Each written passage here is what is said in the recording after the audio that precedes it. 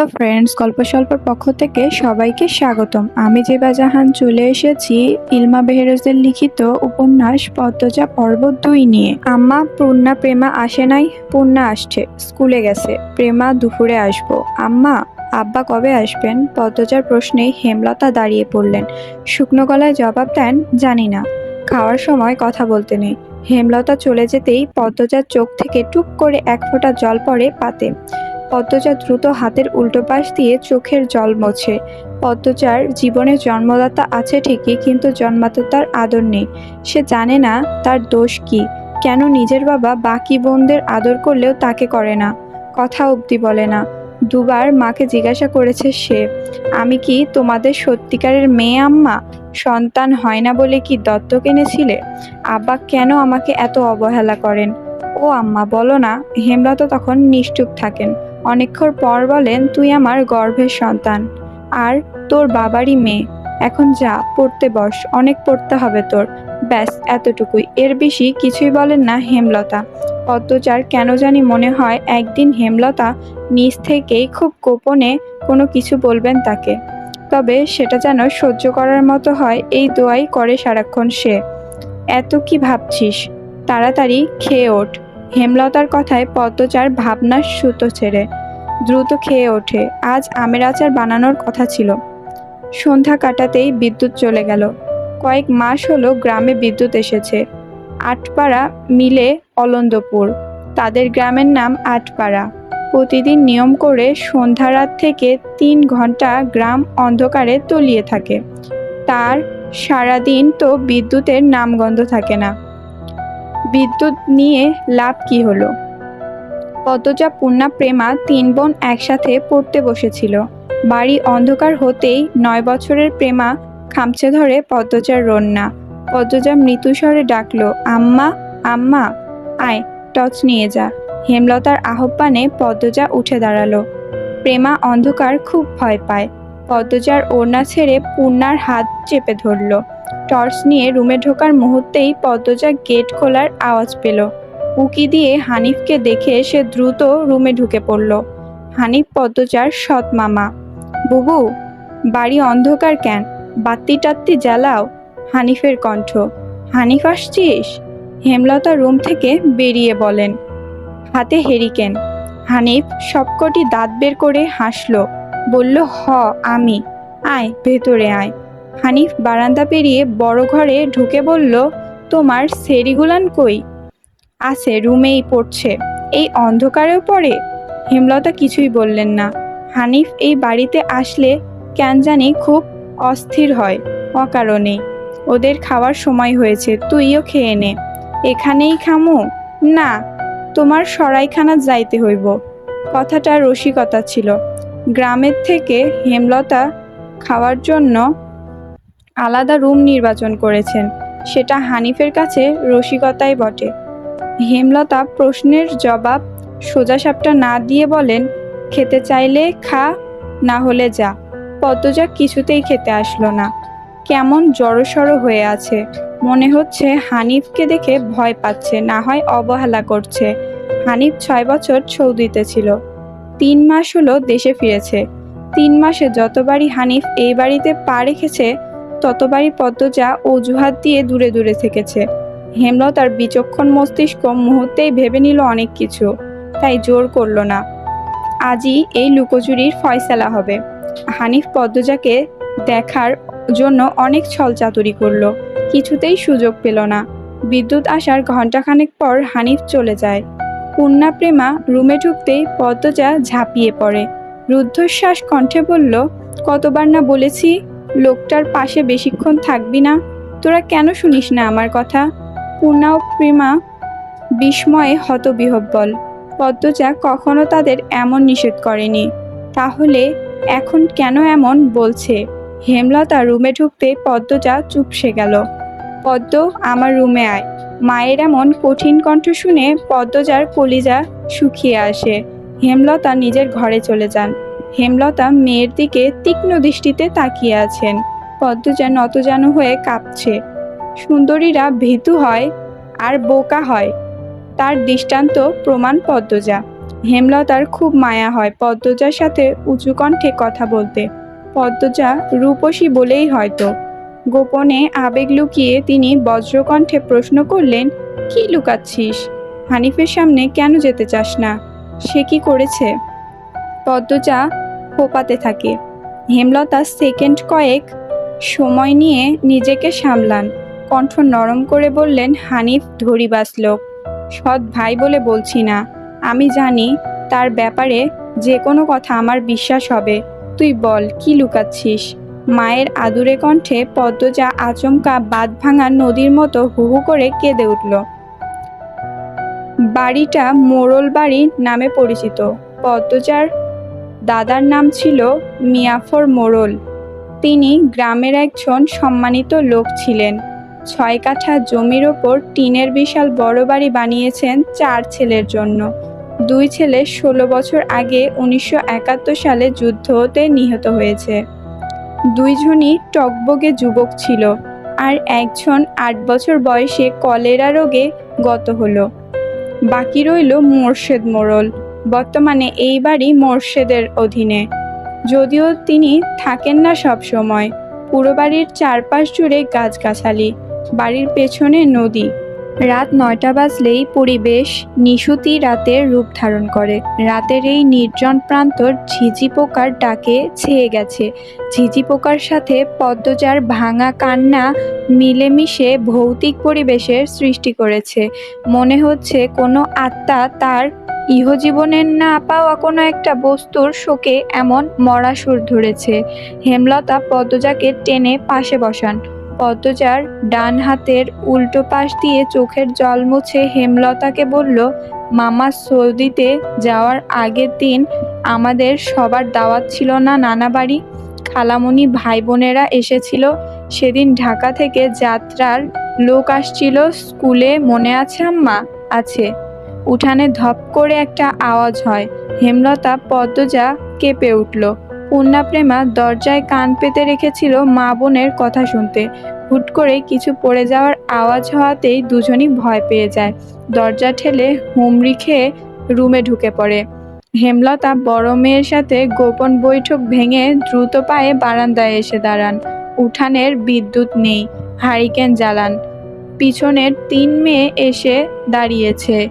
একজন মায়ের ৩ মেয়ে নিয়ে একা এত বড় বাড়িতে বাস করাও যুদ্ধ বটে। হেমলতা গলা উঁচিয়ে প্রশ্ন করলেন, কে কে ওখানে? আমি। চিরপরিচিত এই কণ্ঠ চিনতে হেমলতার বিড়ম্বনা হলো না। তিনি ব্যস্ত পায়ে উঠোনে নেমে আসেন। গেইটের পাশে মোর্শেদ মোড়ল পড়ে রয়েছেন, গায়ে চাদর। হাঁপড়ের মতো বুক উঠানামা করছে তার, যেন দম ফুরিয়ে যাচ্ছে। হেমলতা দুহাতে মোর্শেদকে আঁকড়ে ধরলেন। পূর্ণা পদ্মজা দৌড়ে আসে। মোর্শেদকে এমফাইসিয়া রোগ আছে। এই রোগে অল্প চলাফেরাতে শ্বাস টানের উপক্রম হয় এবং দম ফুরিয়ে যায়। শ্বাস নেবার সময় গলার শিরা ভরে যায়। ৩ মা মেয়ে মোর্শেদকে ধরে রুমে নিয়ে আসে। মোর্শেদ এভাবেই হুটহাট করে বাড়ি ফেরে, কখনো কাকডাকা ভোরে, কখনো নিশুতি রাতে, বা কখনো কাঠফাটা রোদে। মোর্শেদ মোড়লি এমফাইসিয়া রোগে ধরা পড়ে ৭ বছর আগে। মোর্শেদের অ্যাজমা ছিল, আবার ধূমপানে খুবই আসক্ত ছিলেন। ফলে ফুসফুসের এই রোগটি খুব দ্রুত আক্রমণ করে বসে। মোর্শেদ খানিকটা সুস্থ হয়ে রাত ১টার দিকে ঘুমালেন। পূর্ণাপ্রেমা রুমে গিয়ে শুয়ে পড়েছে। পদ্মজা বারান্দার রুমে ঝিম মেরে বসে আছে। জানলার বাইরে চোখের দৃষ্টি। জ্যোৎস্না গলে গলে পড়ছে। কি সুন্দর দৃশ্য! পদ্মজার মন বলছে মা আসবে তার খোঁজে, পুরনো ঘটনা শুনতে আসবেই। সত্যি তাই হলো। কিছুক্ষণ পরেই হেমলতা আসলেন। আম্মা, বাতিটা নিভিয়ে দাও, বলল পদ্মজা, কণ্ঠ খাদে নামানো। হেমলতা বাতি নিভিয়ে পদ্মজার পাশে বসেন। পদ্মজা তৈরি ছিল, তবুও অপ্রস্তুত হয়ে পড়ে। খুবই অস্বস্তি হচ্ছে। সে গোপনে দীর্ঘ নিঃশ্বাস ছাড়ল। পদ্মজা তখন ৪র্থ শ্রেণীর ছাত্রী। বয়স ১০ ছিল। খুবই কম বয়সেই তাকে স্কুলে পাঠানো শুরু করেন হেমলতা। সেদিন নানা বাড়িতে সবার দাওয়াত পড়ে। হানিফ চলে যাবে সৌদিতে। তাই এত আয়োজন। পরিবারের মিলন আসর বসে। স্কুল মাঠেও সেদিন নাচ গান অনুষ্ঠিত হয়। বাড়ির সবাই সেখানে চলে যায়। বাড়িতে থাকে শুধু পদ্মজা, পদ্মজার বৃদ্ধ নানা আর হানিফ। পদ্মজা ঘুমে ছিল, তাই বাকিদের সাথে যেতে পারেনি। যখন ঘুম ভাঙে আবিষ্কার করলো বাড়িতে কেউ নেই। মোর্শেদ হঠাৎ করে অসুস্থ হওয়াতে হেমলতা বাপের বাড়িতে উপস্থিত ছিল না। পদ্ম নাকি? পদ্মজা বাড়ি থেকে বের হওয়ার উপক্রম হতেই কানে আসে হানিফের ডাক। পদ্মজা মিষ্টি করে হেসে মাথা নাড়ালো। হানিফের লোলুপ দৃষ্টি তখন পদ্মজার সারা শরীর ঘুরে বেড়াচ্ছে। এইটুকু মেয়ের ফর্সা চামড়ায় বিকৃত মস্তিষ্কের হানিফ যেন বড্ড টানে। আয় তো আমার ঘরে আয়। সহজ সরল শিশুসুলভ পদ্মজা মামার ডাকে সাড়া দিল। সে শুনেছে মামা ভাগ্নে যেখানে আপদ নেই সেখানে, অথচ সেদিন সে মামাকেই ঘোর বিপদের হিসাবে দেখল সে। পদ্মজা রুমে ঢুকতেই হানিফ দরজা লাগিয়ে দিল। পদ্মজার মন কেমন করে ওঠে হানিফের অদ্ভুত চাহনি আর দরজা লাগানো দেখে। হানিফ কুৎসিত অঙ্গভঙ্গি প্রদর্শন করতে থাকে। পদ্মজা দেখতে খুবই খারাপ লাগছে, ভয় করছে। এদিকে আয় তো, তোর লগে গল্প করি। হানিফ বিছানায় বসে পদ্মজাকে কাছে ডাকে। পদ্মজা কাছে যেতে সংকোচ বোধ করে। হানিফ পদ্মজার ডান হাত ধরে টেনে কোলে বসায়। তুই জানোস, তুই যে সবার থাইক্কা বেশি সুন্দর। হানিফের প্রশ্ন পদ্মজার কানে ঢোকেনি। সে মোচড়াতে থাকে হানিফের কোল থেকে নামার জন্য। আপত্তিকর স্পর্শগুলো পদ্মজার খুব খারাপ লাগছে। কাঁদতে ইচ্ছে হচ্ছে। মোচড়াস ক্যান্ডে সেরি, শান্তিমতো বইয়া থাক। মামা মেলা থাইক্কা সাজনের জিনিস কিন্না দিমো। হানিফ শক্ত করে দুহাতে ধরে রেখেছে পদ্মজাকে। পদ্মজা কিছুতেই নামতে পারছে না। মামা আমি চলে যাব, কাঁদো কাঁদো হয়ে বলল পদ্মজা। কই যাবি? মামার ধারে থাক, বলল হানিফ। হানিফের শক্তপোক্ত হাতের স্পর্শগুলো শুধু অস্বস্তি দিচ্ছে না, স্পর্শকাতর জায়গাগুলো ব্যথায় বিষিয়ে তুলছে। পদ্মজা কেঁদে উঠল। ভেজা কণ্ঠে বলল, আমি যাব, আমি ব্যথা পাচ্ছি মামা। হানিফের হাতের বাঁধন নরম করে আদুরে গলায় বলল, আচ্ছা আর ব্যথা দিতাম না, কান্দিস না। পদ্মজা চট করে কোল থেকে নেমে পড়ে। হানিফকে তার আজরাইল মনে হচ্ছে। মায়ের কাছে সে আজরাইলের অনেক গল্প শুনেছে। আজরাইল যখন জান নিতে আসবে তখন শরীরে খুব কষ্ট অনুভব হবে। এই মুহূর্তে যেন ঠিক তেমনই অনুভূতি হলো। তাহলে তার মামা কি আজরাইল? পদ্মজা দরজা খুলতে পারবে না, তাই হানিফকে ভীত কণ্ঠে অনুরোধ করলো, মামা দরজা খুলে দাও। কেন, আমি তোরে যাইতে কইছি? হানিফের কর্কশ কণ্ঠে ধমকে পদ্মজা কেঁপে উঠল। তার চোখ বেয়ে জল পড়তে থাকে। হানিফ পদ্মজাকে জোর করে কোলে তুলে নেয়। পদ্মজা কাঁদছে, তার খুব ভয় লাগছে। বারবার বলছে, মামা আমি বাড়ি যাব। হানিফের তাতে বিন্দুমাত্র ভ্রুক্ষেপ নাই। বাড়িতে কেউ নাই। বৃদ্ধা সৎ বাবা কানে শুনে না। পদ্মজা হানিফকে কিল ঘুষি দিতে থাকে, সেই সাথে জোরে জোরে কান্না শুরু করে। এভাবে কাঁদলে পাশের বাড়ি যে কেউ চলে আসবে। হানিফের রক্ত টকবক করে উত্তেজনায়।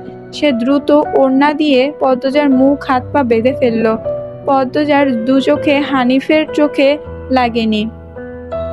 হানিফ ভীষণ আনন্দ পাচ্ছে, পৈশাচিক আনন্দ পাচ্ছে। সে সিগারেট জ্বালায়। খুব আনন্দ হলে তার সিগারেট টানতে ইচ্ছা হয়। সিগারেট টানতে গিয়ে মাথার আসে নৃশংস ইচ্ছে। নাক মুখ দিয়ে ধোঁয়া উড়িয়ে সিগারেটের দুই আঙ্গুল মাঝে রেখে পদ্মজার বাম পায়ের তালুতে চেপে ধরে সে। পদ্মজা হাউমাউ করে কেঁদে উঠল। হেমলতা দুহাতে শক্ত করে মেয়েকে বুকের সাথে জড়িয়ে ধরেন। পদ্মজা কাঁদতে কাঁদতে বলল, আম্মা তখন আমি খুবই কষ্ট পেয়েছি। আমাকে মনে হচ্ছিল যে মেরেই ফেলবে। আমি তোমাকে খুব ডেকেছি আম্মা, তুমি আসোনি। পদ্মজার কথাগুলো হেমলতার বুক রক্তাক্ত করে দেয়। এ যেন 1971 সালে পাকিস্তানিদের নৃশংসতা। নিজের চোখে তিনি দেখেছেন পাকিস্তানিদের নিষ্ঠুরতা। হানিফ আর তার দেখা অত্যাচারী পাকিস্তানির মধ্যে কোনোই তফাৎ নেই। হেমলতা নির্বাক প্রাকরুদ্ধ। শুধু অনুভব হচ্ছে তার বুকে পড়ে আদরের পদ্মজা হাউমাউ করে কাঁদছে, সর্বাঙ্গ যেন কাঁপছে। হানিফকে ক্ষতবিক্ষত করে দিতে হাত নিষ্পিস করছে। সেদিন একটুর জন্য পদ্মজা ধর্ষণ হয়নি। বাড়িতে সবাই ফিরে এসেছিল। পদ্মজার পোড়া স্থানের যন্ত্রণা সহ্য করতে না পেরে অচেতন হয়ে পড়ে। বাকিটা আর পদ্মজাকে বলতে হয়নি। হেমলতা জানেন পদ্মজার গা কাঁপিয়ে জ্বর আসে। 21 দিন বিছানায় ছিল।